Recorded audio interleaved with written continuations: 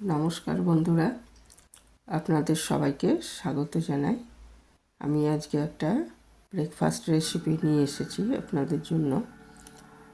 তো ভীষণই ভালো হয় খেতে। এর জন্য আমি 3 কাপ মতো আটা নিয়েছি, আর এতে 6 থেকে 7টা পরোটা তৈরি হবে। আর এর মধ্যে আমি হাফ চামচ মতো নুন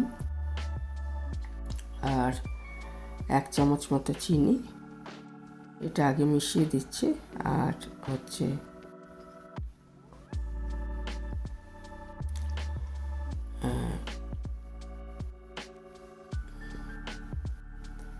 এতে 2টো ডিম দিয়ে দিতে হবে।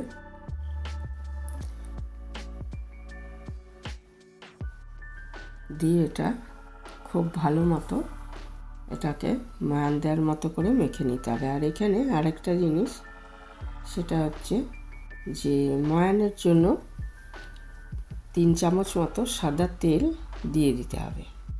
দিয়ে এটাকে আগে এমনি খুব ভালো মতো একটু মেখে নিতে হবে। জল ছাড়া আগে একটু মেখে নিতে হবে, তারপর আস্তে আস্তে জল দিয়ে মাখবো।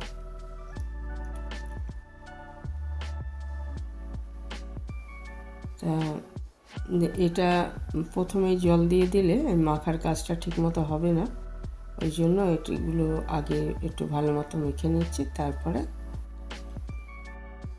এটা একটু যখন ঝুড়ো ঝুড়ো হয়ে আসবে তখন আমি আস্তে আস্তে এর মধ্যে জল মেশাবো। আর দেখুন এরপরে মাখাটা হয়ে গেছে। এরপরে আমি আস্তে আস্তে জল দিয়ে এটাকে ভালো মতো মেখে নিচ্ছি। অল্প অল্প আর নর্মাল টেম্পারেচারে জলই নিয়েছি, আর অল্প অল্প জল দিয়ে মেখে নিচ্ছি এটা।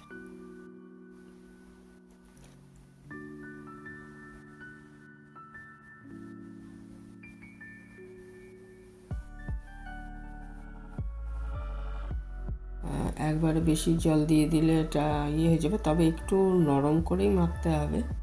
আটা যেভাবে একটু শক্ত মতো মেখে রাখি সেরকম নয়, একটু নরমভাবে মাখতে হবে।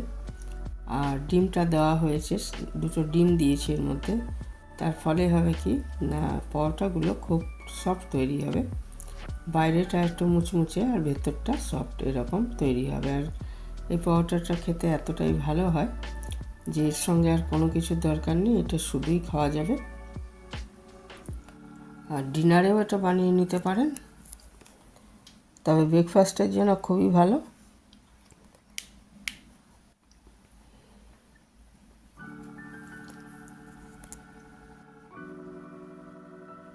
মাখাটা হয়ে গেছে। এরপর এটা আমি 10 মিনিটের জন্য ঢেকে রেখে দিলাম। আর 10 মিনিট পরে এটা আবার একটু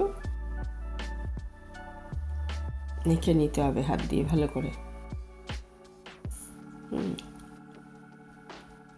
আর এদিকে একটা বাটিতে আমি সাদা তেল নিয়েছি 2 চামচ, তার মধ্যে একটু আটা মিশিয়ে রেখে দিচ্ছি। এটা আমার বেলার সময় এটা কাজে লাগবে।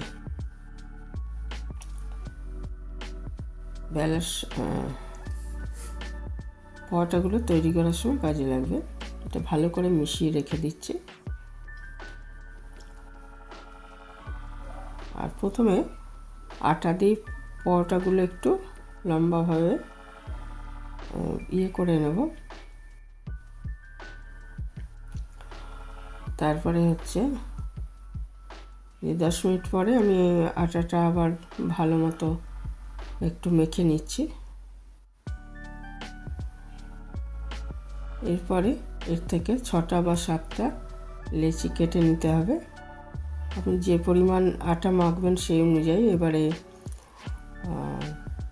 এটা কিন্তু একটু মানে রুটির থেকে অনেকটাই বড় হবে গোলাগুলো।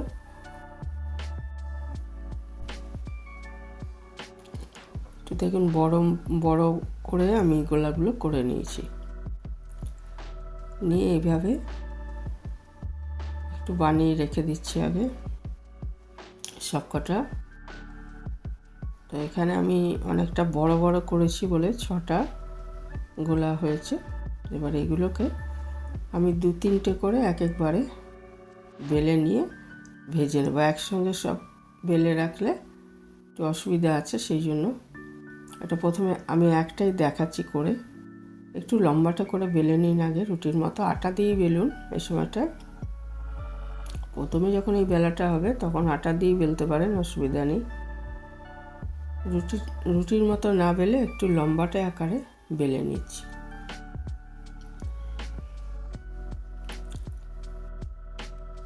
লম্বাটে আকারে দেখুন বেলা হয়ে গেছে। এবারে ওই যে তেলের মধ্যে আটাটা মিশিয়ে যে মিশ্রণটা করে রেখেছিলাম ওইটা একটু এখানে রুটিটার মধ্যে মাখিয়ে দিচ্ছি। তারপরে এটা লাচ্ছা পরোটা যেভাবে বানায় ওইভাবে একটু ভাজ দিয়ে নিতে হবে।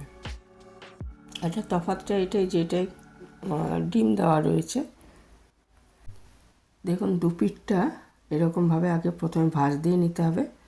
আর ভাজ দিয়ে নেওয়ার পরেও ওই আটা মেশানো তেলটা এগুলো একটু লাগিয়ে নিতে হবে। তারপরে এখানে প্রথমে এরকমভাবে একটা ভাজ, তারপরে এই একটা ভাজ দিয়ে এই ভাজটাই হচ্ছে আসল। তারপরে এইভাবে আবার একটা ভাজ দিয়ে নিতে হবে। তারপরে এই ধারগুলো একটু চেপে চেপে করে এটাকে হবে কি, এই ধারগুলো দেখুন একটু মুড়ে নিয়ে তারপর এটা আবার একটা এইভাবে একটা রুটির তলা যেভাবে করে, গোলা যেভাবে করে সেইভাবে আবার করে নিয়েছি এটাকে। তার ফলে কি হবে না, এটা অনেক লেয়ার যুক্ত তৈরি হবে।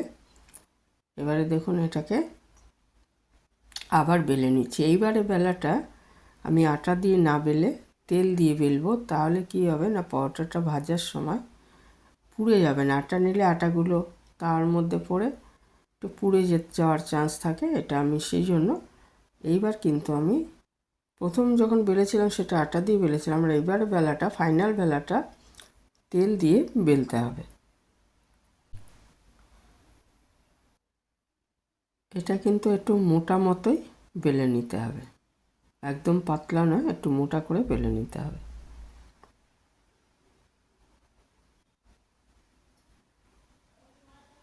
বেলাটা হয়ে গেছে। এবারে এটাকে এরকমভাবে ধরুন দুটো বেলে নিলেন, 2-3টে বেলে নিয়ে তারপরে পরোটাটা ভেজে নিতে হবে। আবার পরে আবার 2-3টে করে এরকমভাবে করতে হবে। একসঙ্গে বেলে রাখলে লেগে যেতে পারে, ভালো হবে না। সেই জন্য আমি প্রথমে আগে দুটো বেলে নিয়ে করে দেখিয়ে দিচ্ছি ভাজাটা। এটা তাওয়ায় দিয়েছি, এর ভেতরে তেল দিয়ে তো ময়ান দেওয়াই হয়েছিল, তার ফলে এগুলো বাইরেটা খাস্তা আর ডিম দেওয়ার জন্য ভেতরটা অনেক সফট হবে, খুবই ভালো লাগবে খেতে। প্রথমে আগে এইভাবে একটু দুপিঠ সেঁকে নিচ্ছি। প্রথমেই তেল দিলে একটু বেশি তেল টেনে নেবে, সেই জন্য আগে দুপিঠ সেঁকে তারপরে এই এক পিঠ আগে 1 চামচ তেল দিয়ে নিলাম, একবার সেঁকার পর আর কি দিয়ে নিয়েছি। তারপরে আবার উল্টে অপর পিঠটা 1 চামচ তেল মাখিয়ে দেব এবং দুপিঠ খুব ভালো করে লাল করে ভেজে নিতে হবে।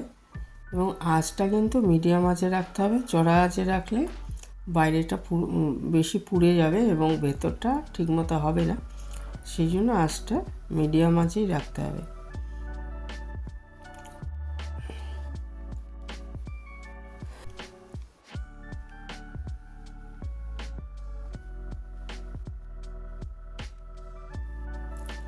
এইভাবে আমি দুপিঠ ভালো মতো ভেজে নিচ্ছি প্রত্যেকটা পরোটার,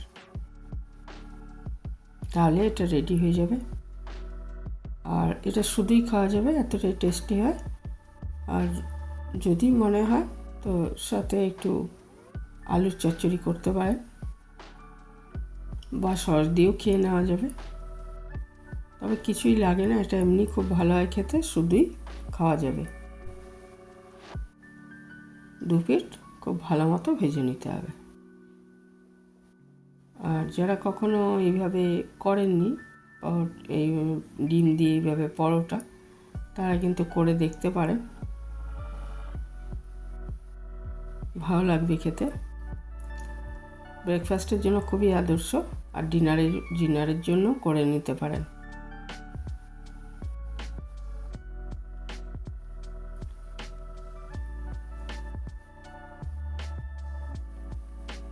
শুধুও খাওয়া যাবে, আবার রায়তা বা আচার বা সস এগুলোর সাথেও ভালো লাগবে।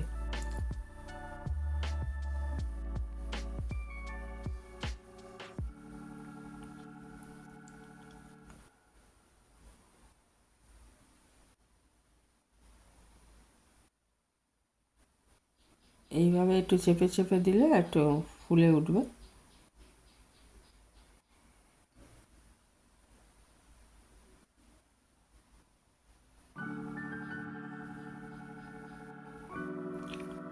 এই ছিল আমার আজকের রেসিপি। পুরানো যারা এ পর্যন্ত দেখলেন তাদের অনেক ধন্যবাদ, পুরানো বন্ধুদের অনেক ধন্যবাদ জানাই। আর নতুন কেউ আমার চ্যানেলে এসে থাকলে চ্যানেলটা সাবস্ক্রাইব করার অনুরোধ রইল। ফেসবুক পেজ থেকে যারা দেখবেন তাদের পেজটা ফলো করার অনুরোধ রইল।